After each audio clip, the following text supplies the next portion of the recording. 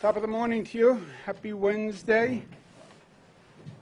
To my right, Ms. Beth Garvey, counsel to the governor. To my left, Budget Director Robert Mejica.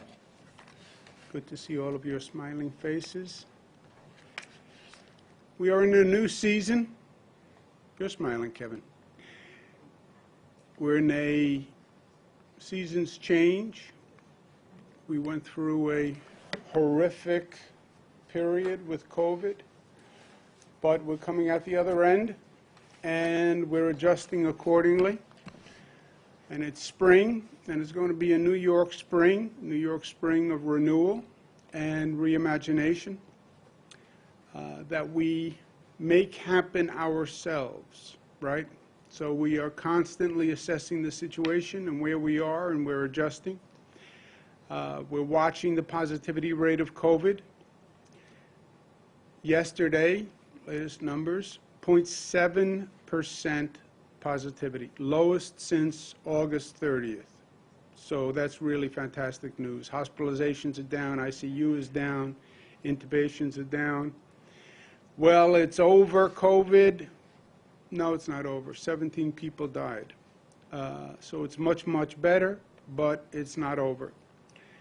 Again, you see a variation across the state. Finger Lakes, 2.2, highest in the state. New York City, 0.6. Long Island, 0.6. Mid-Hudson, 0.7. Western New York, which has had a high rate for a long time, is 1.4. New York City, guess which county has the highest? Staten Island, which has been fairly consistent.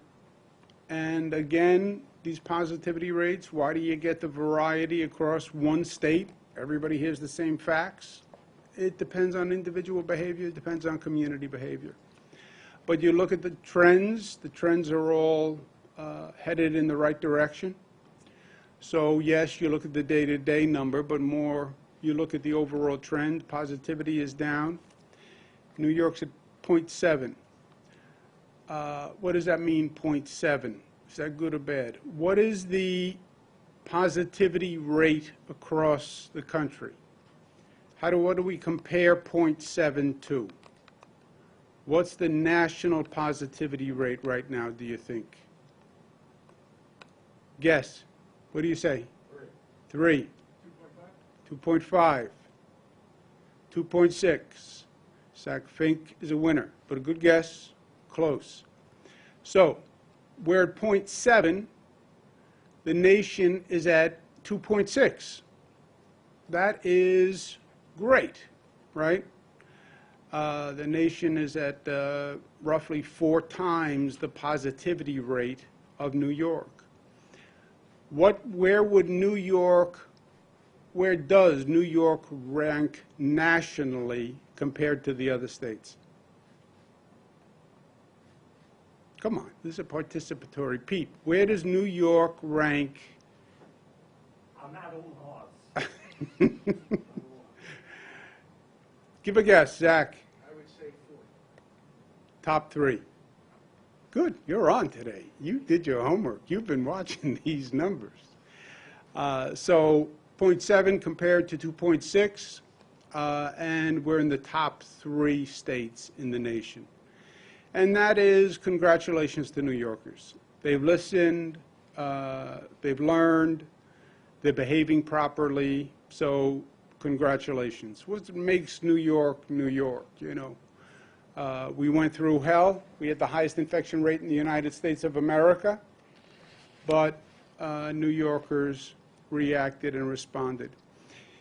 We're watching the positivity rate. What determines the positivity rate? Behavior and the percent of vaccinations. We're at 18 million vaccinations, 64% at least 1 dose, 55% fully vaccinated, and that number of vaccinations went straight up, then plateaued, and is now declining.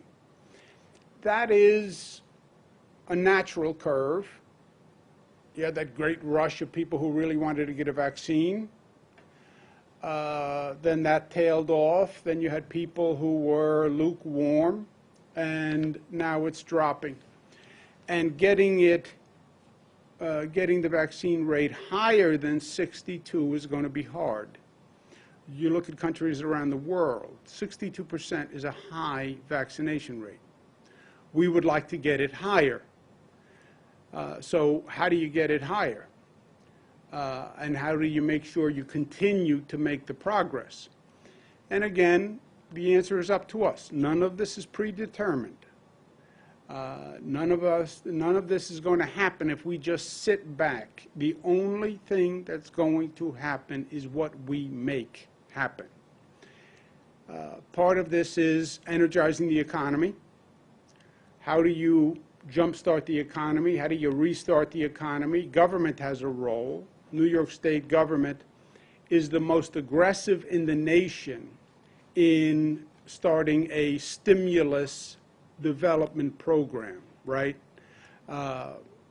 New airports, JFK, LaGuardia.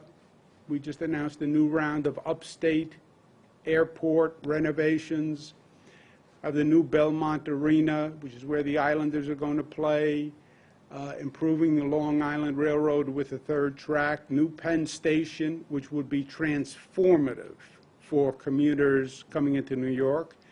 And if you're going to continue to grow, there are going to be more commuters. If any New Yorker needs inspiration about our future, just go look at the Moynihan Train Hall and look at the capacity of New York in action. Look at the Mario Cuomo Bridge when you say, well, we can't do big things anymore. New Port Authority bus terminal, which is long overdue. MTA accelerating its subway plan, and the new East Side Access Project, which is a marvel of engineering. And it has been going on, and we've been working on it diligently. It's interesting because nobody really knows what it is, and nobody really has seen what it is. But it is an entire transit complex underground. And we're going to do a tour of it tomorrow. And I think it's people who come on the tour are really going to be shocked at what that project is and the difference that it could make for New York and how impressive it was. Remember, East Side Access, everybody hears the terms. It's bringing trains from Queens into Grand Central and then accelerating transportation from the Long Island Railroad into the east side of Manhattan and then to the west side of Manhattan. But it's a phenomenal engineering feat. It's not finished. We've been accelerating the timeline, but it is at a point now where you can actually get a feel for what it's all about, and it really is going to be exciting and extraordinary. Remember when we opened up the 2nd Avenue subway up to 96th Street, and people were like blown away? This is that on steroids. So the state is doing everything we can in terms of macroeconomic development. Is that going to turn around the economy? It's going to help. It's going to show, it's going to make major, significant, transformative changes. It's going to show optimism. It's going to show potential. But the growth comes from private sector growth. And you have a private sector that has been all but paralyzed through COVID and badly damaged through COVID. So how do you start that private sector economy up and running? Government is not going to make the economy work. We can stimulate it, but it's going to be the private sector. It's going to be those individual businesses, individual real estate projects. And to stimulate those projects, we have $800 million in small business grants and $2.7 billion in emergency rental assistance. This is going to affect literally hundreds of thousands of businesses. For the business relief program, 330,000 eligible small business grants. For the tenant relief program, 200,000 lower income households and landlords. What is this designed to do? Get money to small business, let them reopen, let them hire, get money into low-income tenants who have been struggling, let them pay their rent so the landlords are financially stable. The landlords can start to improve properties once again. Small business owners can start to improve their business once again. That's the real economic engine in New York.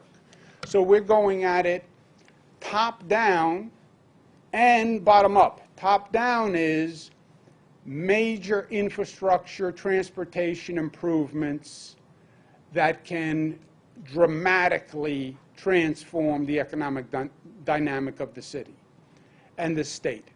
That's the big state projects, East Side Access, new airports. Bottom up, get money into all those small businesses, get money into those small landlords so they can start to renovate and they can start to recuperate. Now, the applications for the business program open June 10th. The applications for the rental program open on June 1. They are on a first-come, first-served basis. So they start June 1, June 10th. That's a week, 2 weeks away. People should prepare their applications now because it is first come, first serve. If you don't send in an application, then don't complain if the application isn't granted.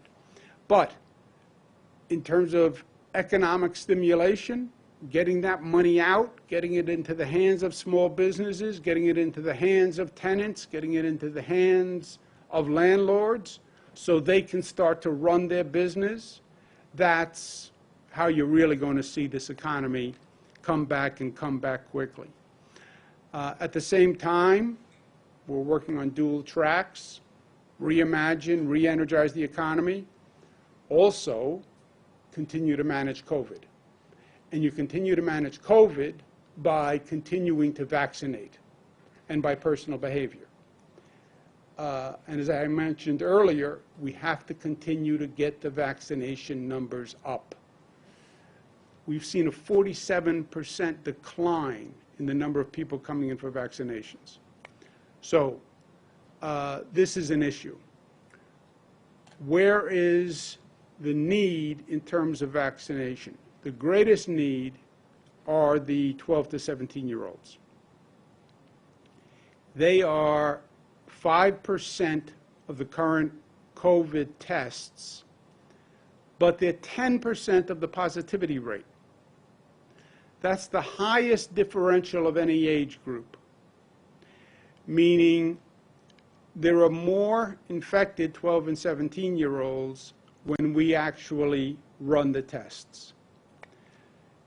Also, that group, 12 to 17, is the lowest percent vaccinated by far in the state. Why is that? Well, they just became eligible for the vaccine. And what they've heard for the past year is they are not a priority when it comes to COVID, right?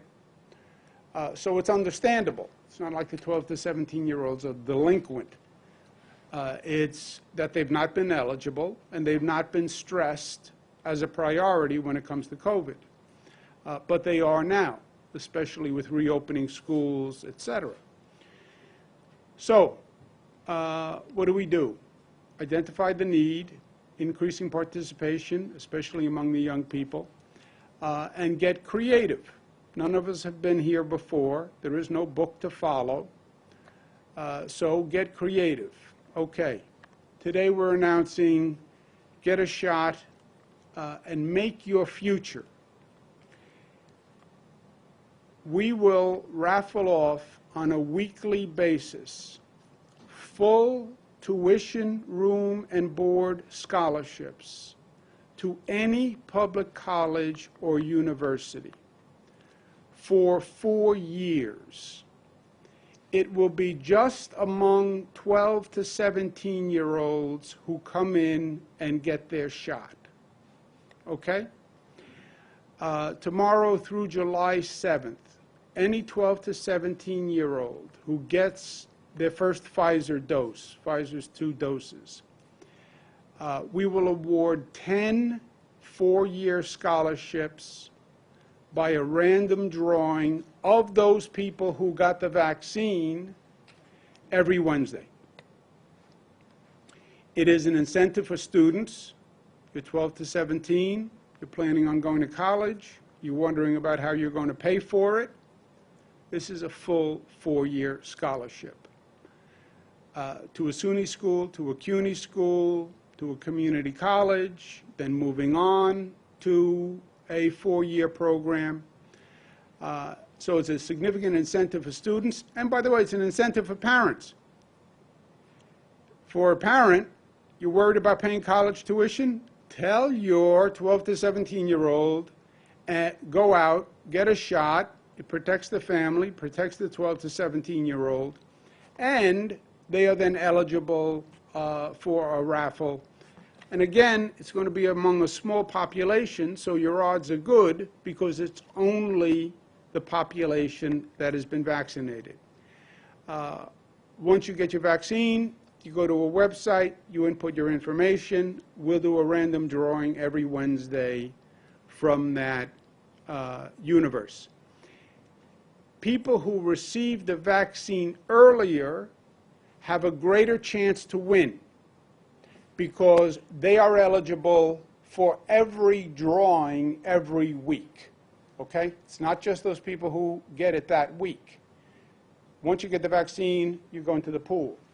But if you get the vaccine earlier, you'll have more chances to win because you'll be in the first week pool, the second week pool, the third week pool, fourth week pool, etc.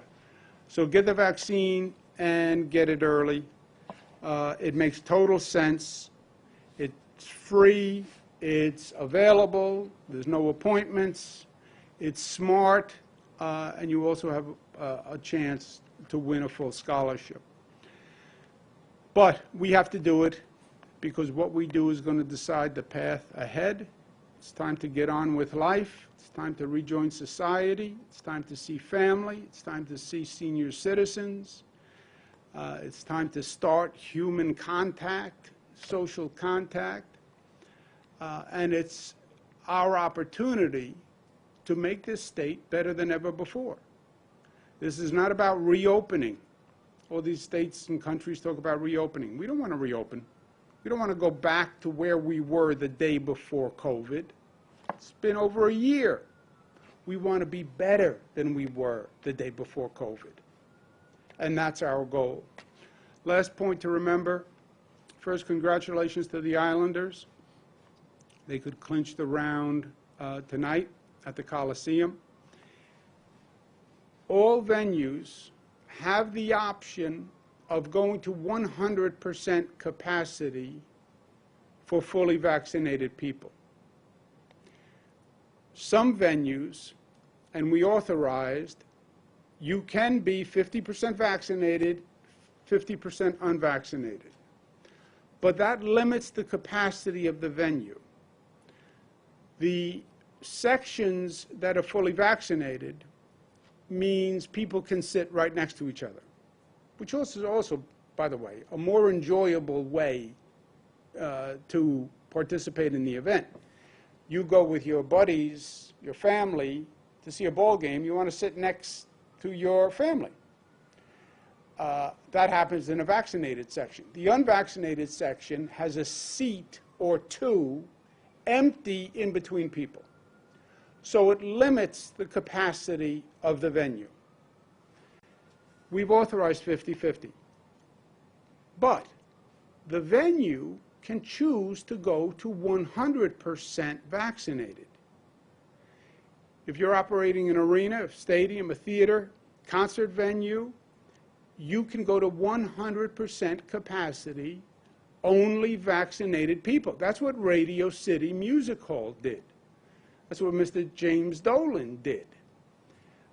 You can go to Radio City Music Hall, you must be vaccinated. You must show your card when you come in, or your Empire Pass.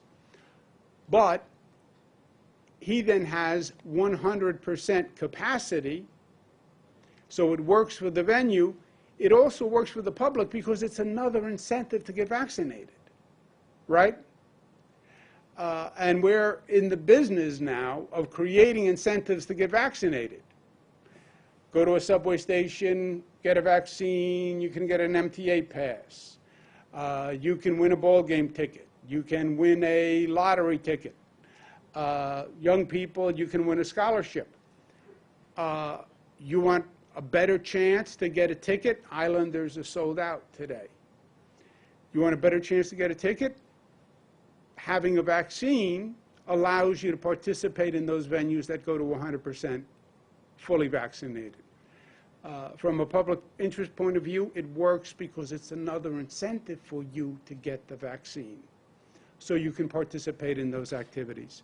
It's a win-win, and New Yorkers are winners, so I encourage everyone to do it. Let's take some questions. Governor, I want to ask you about the Joint Commission on Public Ethics, Jacob.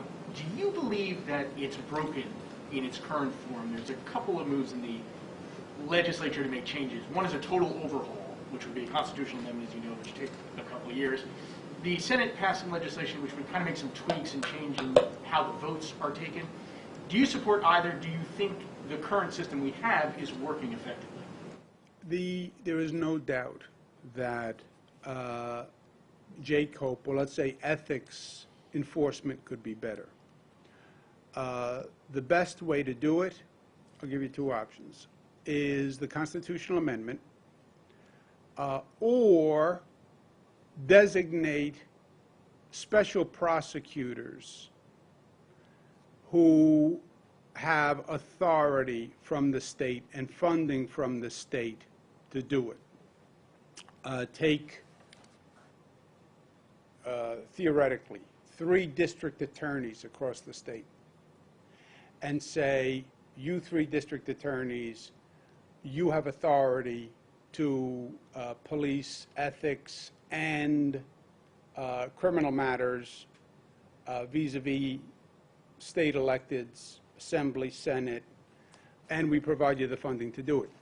The fundamental problem with JCOPE is the legislature is immune from JCOPE. In other words, the legislature takes the position that JCOPE cannot discipline them, that only the legislature can discipline the legislature. That's why you need a constitutional amendment, which means whatever JCOPE does, it's not binding on the legislature, because their position is only their Legislative Ethics Commission can impose a sanction on a legislator. Well, then what are we talking about? JCOPE says Assemblyman Senator Smith is guilty of violating these ethics. Legislature's position is that's nice, but it's not binding, because only the Legislative Ethics Commission can render a finding against the legislator. So JCOPE has no legal authority to enforce any finding against the legislator. Then what's the point? What is the point? So you have JCOPE. We say Senator Susie violated ethics. Nice. Thank you very much. Now we go to the Legislative Ethics Committee, and the Senate Legislative Ethics Committee makes the only decision that's relevant against Senator Susie. Then what was the point of any of it? Well, they'll say, legally, only the legislature can police the legislature. Only the legislature can enforce against the legislator. Well, then you're saying Jacob is a toothless tiger. That's the reason you need a constitutional amendment, because otherwise their position is Jacob is meaningless. We do not accept Jacob's jurisdiction over the legislature. Is it too dominated by the executive branch and the party in power? And is that a fundamental flaw, you think, when it was set up initially? The fundamental flaw is a constitutional barrier, because the fundamental flaw is it can't enforce anything. It's non-binding. It's essentially advisory. If the legislature takes the position that its findings are not binding because there is no outside agency that has any authority for any sanction, so it's meaningless. It's meaningless. Now, the Constitution says only the legislature, and I'm going to ask Beth to clarify the language in legalese.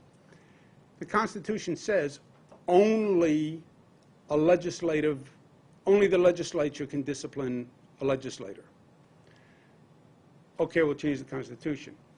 I don't know that the legislature couldn't agree voluntarily to say, even though the Constitution says the legislature doesn't have to accept, we will accept a finding of Jacob, and we will honor that finding. They have not said that.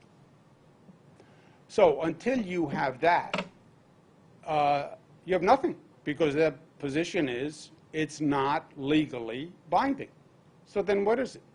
Advisory? Is that right on the law, Beth? Can you just clarify? Yes, they don't specifically reference discipline in the Constitution, but Article 3, I believe it's Section 2, says that the legislature, each house, is the sole judge of the qualifications of its members. So what they're saying is the Senate Ethics Committee is the only committee that can discipline its members. The Assembly Committee is the only committee that can discipline its members. Well, then, what is the point of Jacob? Well, constitutionally, all right. I believe you could pass a law that says we will voluntarily, Isaac Fink, agree that I will accept the finding of Jacob. They won't do that. Or they have not done that. Governor, last week, Letitia James proposed legislation that would require that police officers use force only as a quote-unquote last resort after they've exhausted all de-escalating tactics. The police unions are not happy. The legislature is taking a look at it. I'm wondering if you support such a law change, if that would be the right approach to tackle police violence and excessive force of the police in the state. Yeah, there is no doubt use of force is a major element, Luis, that we've all been talking about for years, right? They're talking about it on the national level. We've been talking about it. We've made legislative changes. And use of force is an important element. But there's also no doubt that the problem is bigger than that. And that's where I want to start. We have a major crime problem in New York City. Everything we just talked about with the economy coming back, you know what the first step is? People have to feel safe. We're building new projects. We're stimulating small business. What comes before that is people have to feel safe. Public safety. Otherwise, none of it works. None of it works. You look at the economic trajectory of New York City. You look at the rate of crime in New York City, and there's a direct correlation. Invest in your small business in Flatbush, Brooklyn. I'm not going to invest if I feel the neighborhood is unsafe. So we have a major crime problem. We have a major problem in the subway system. MTA did a report that the number of police on trains in the subway station is de minimis. New Yorkers don't feel safe. You know why they don't feel safe? Because the crime rate is up. It's not that they are being neurotic or overly sensitive. They're right. They are right. The answer is more police. No, the answer is you have to reform the policing, public safety function in a way that restores trust with the community. It is a relationship issue. Recent poll said on trust of police, the numbers are dramatically different than they used to be. The NYPD was one of the most respected police forces in the United States. So it is that relationship that has to be remedied. We provoked that and started it by saying every police department in the state, every jurisdiction with a police department in the state had to go through a community-driven collaborative to restore the relationship and reform public safety. 99% of the jurisdictions did it. New York City did it. It's a good first step, but it's not enough. It wasn't inclusive enough. And it is that relationship of distrust. Yes, George Floyd brought it to a head nationally, but it happens again and again and again and again. Anniversary of George Floyd. His family is in our prayers and best wishes. But the message is, we still have more to do because it is about the relationship. Use of force. What they're saying is, I don't trust the police department now to use the appropriate force necessary. I don't trust the police department now to do X, Y, and Z. Until you restore the trust and make the reforms necessary to restore the trust, we're going to have this problem. Defund the police. Defund the police is not the answer, in my opinion. Defund the police basically means abolish the police. Oh, that's going to help? Gun violence going up, all crimes are going up. Your answer is abolish the police? No. It's reform public safety in collaboration with the community, so the community says, I now trust the relationship. And it is not going to be a Band-Aid. It has to be a real discussion. Now, we basically mandated local governments go through it. You had a lot of creative ideas that came out of local governments. Why send a police officer to a mental health issue? Why send a police officer to a domestic violence dispute? Why not have specially trained people for domestic violence? Some governments, some communities say, we want to be on the panel that hires police. We want to do the interview process so that we know this is a police department that represents us. But it's about the trust in the relationship. And to me, of all the things we have to do, and we're talking New York City specifically, crime, crime, crime are the top three. And then we will get everything else we're doing can actually be maximized. But it's not going to work, Luis, without getting control of crime. I am, in some ways, a rarity now, a lifelong New Yorker.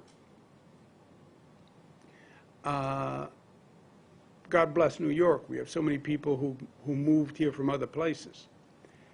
I'm a lifelong New Yorker. I've seen this cycle over and over and over again. I remember getting on a subway train and making sure there was no jewelry, making sure you weren't wearing a chain. Kevin used to wear these very gaudy gold chains, and he would have to put them inside his T-shirt, tuck them in so nobody took your chain. He also had this very gaudy ring, like a pirate's head. He had to take it off, put it in his pocket. You got on a train, you walked the train to find the police officer on the train, and you sat in that car. You went into a station, you walked the station to find where the police officer was standing, and you stood next to the police officer. That was real. That was real. If we don't get a handle on this, it is going to inhibit the effectiveness of everything else we're doing. Subway system. Subways are cleaner than they've been. They're operating better than they've been. New 2nd Avenue subway, L train renovation. But they're not as safe. And people are afraid to take the train. Well, we're going to open new East Side Access. We're going to cut time off your commutation. It doesn't matter if I'm afraid to get on the train. Just going back to the original question, do you support making force a quote-unquote last resort as the right approach as New Jersey has done, or do you think that'll limit the police's ability? I'm talking to the legislature about use of force proposals. Use of force, there's no doubt, has been a central topic of discussion for the past multiple years, but certainly over the past year, right? That is the issue that was raised by George Floyd. That's the issue in the Rochester case, the Prude case, and other cases, the use of force. And it is something that I believe should be addressed. But I don't want people to say, oh, if we did this, that will solve the problem, because the problem is deeper.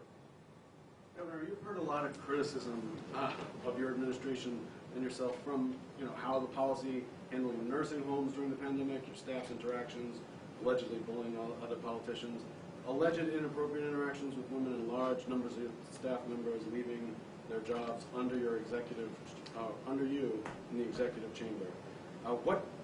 What changes have you made on how you conduct yourself, or behind the scenes, or how your staff conducts itself behind the scenes? Yeah, well, people have criticisms. Yeah. And take every criticism seriously and evaluate every criticism.